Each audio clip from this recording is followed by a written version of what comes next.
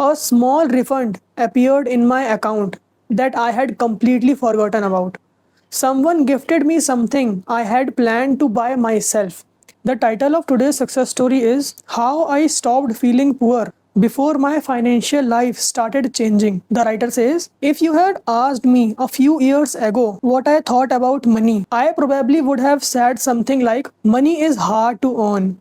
There is never enough. Every time I have something, another expense appears. Every time I save something, another expense appears. At that time, I didn't realize those weren't just passing thoughts. They had become my identity. I lived in constant fear of running out of money. Whenever I checked my bank balance, my heart would race. Whenever I spent money, even on something necessary, I immediately felt guilt.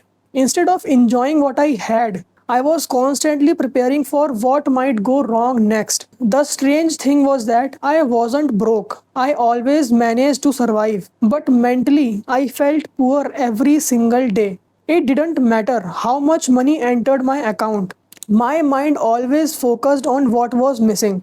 I started noticing that almost every conversation I had about money carried the same emotional energy. I complained about prices. I worried about future expense. I envied people who seemed financially comfortable. I felt anxious every time an unexpected bill arrived. Looking back now, I realized I wasn't suffering because of money.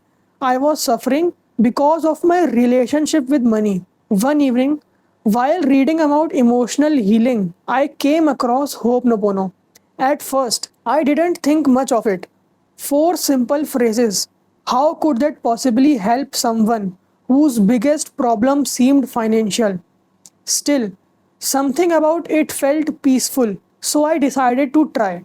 I made myself a simple promise. For the next few weeks, instead of obsessing over my bank account every day, I would spend a few minutes healing my emotions first.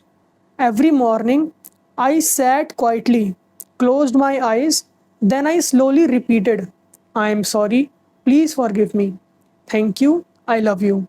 Whenever fear about money appeared, I repeated the prayer. Whenever I imagined future financial problems, I repeated the prayer. Whenever I caught myself thinking I never have enough, I didn't argue with the thought. I simply returned to those four phrases. The first few days felt almost pointless. Nothing outside had changed. The same bills existed, the same responsibilities existed. But something inside me became slightly quieter. Then I noticed something unexpected. One afternoon, I had to buy groceries. Normally, I hated spending money. I would stand in a supermarket calculating everything in my head. This time, something felt different. I bought what I genuinely needed. When I paid, instead of feeling fear, I quietly smiled and thought, thank you. It sounded like such a small moment, but for me, it was huge. For the first time in years, spending money didn't automatically create anxiety. That was the beginning. Over the following weeks, I continued practicing. I also began changing the way I spoke about money. Instead of saying I can't afford anything, I caught myself saying everything I truly need always arrives. Instead of focusing on lack, I started noticing abundance. A friend unexpectedly returned money they had borrowed months earlier. A small refund appeared in my account that I had completely forgotten about. Someone gifted me something I had planned to buy myself. None of those events made me rich, but every one of them slowly challenged the belief that life was always taking from me. The biggest breakthrough wasn't financial, it was emotional. One day, I realized I had gone several days without checking my bank balance obsessively. For years, I had done it multiple times every day. Suddenly, I didn't need to. Not because I had become wealthy overnight, but because I finally trusted I would be okay. That trust changed the way I approached everything. I became more generous. I stopped panicking before making financial decisions. I stopped assuming the worst. Ironically, the less I obsessed over money, the more opportunities I began noticing. Ideas came more easily. People reached out with opportunities. Small amounts of unexpected money continued appearing from different places. Nothing dramatic, just enough to keep reminding me that maybe life wasn't working against me after all. Looking back now, I think my greatest money block was never my income, it was fear. Fear had convinced me that I lived in constant scarcity. Fear made every dollar feel like it was my last. Fear made me believe that the future would always be harder than the present.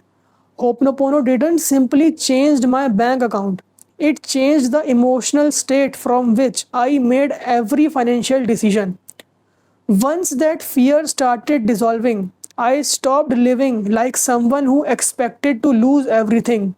Instead, I slowly became someone who expected life to support me. And strangely enough, that was exactly when I started seeing more reasons to believe it. So, in this success story, the writer was constantly stuck in a loop of feeling scarcity about money, even though she had enough money to survive. Then also, she was constantly thinking that this is my last dollar and constantly desperately checking her bank account, due to which her emotional frequency went down. And slowly, what would have happened? She will slowly lose all the sources from which she was making money, because like attracts like. If you are vibrating at a low frequency, if you are vibrating at a lack, at a scarcity level, opportunities will not come to you. And if it will come, you may not be able to pass it because you have low level of frequency. She used Ho'oponopono to heal those emotions and to uplift herself as a human being. Most people think Ho'oponopono healing is about attracting and solving problems, but